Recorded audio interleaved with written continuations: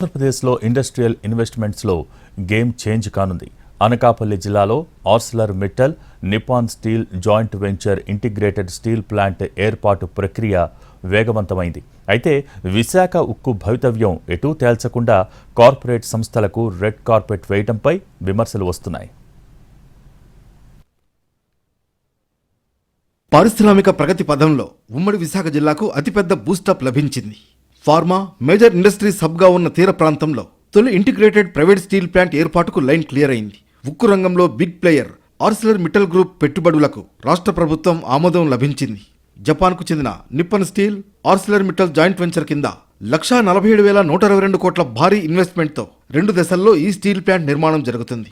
నక్కపల్లి మండలం రాజయ్యపేట, డిఎల్పురం, వేంపాడు, బుచ్చిరాజుపేట, చందనాడ గ్రామాల పరిధిలో క్యాప్టివ్ పోర్ట్ ఆధారిత ఇంటిగ్రేటెడ్ స్టీల్ ప్లాంట్ కోసం అనుమతిచ్చింది.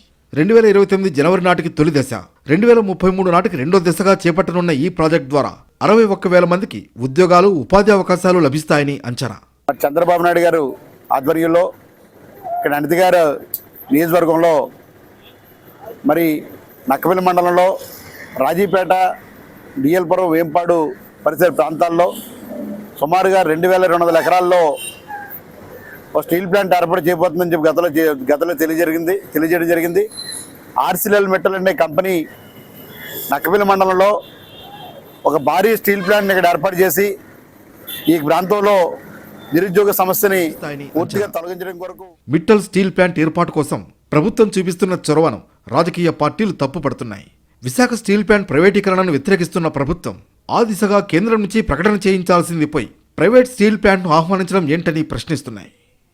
ఇలాంటి పరిస్థితుల్లో ప్రభుత్వం ఎలాంటి అడుగు వేస్తుంది, వైజాగ్ స్టీల్ ప్లాంట్ విషయంలో ఏం చేయబోతోంది అన్నది ఆసక్తిగా మారింది.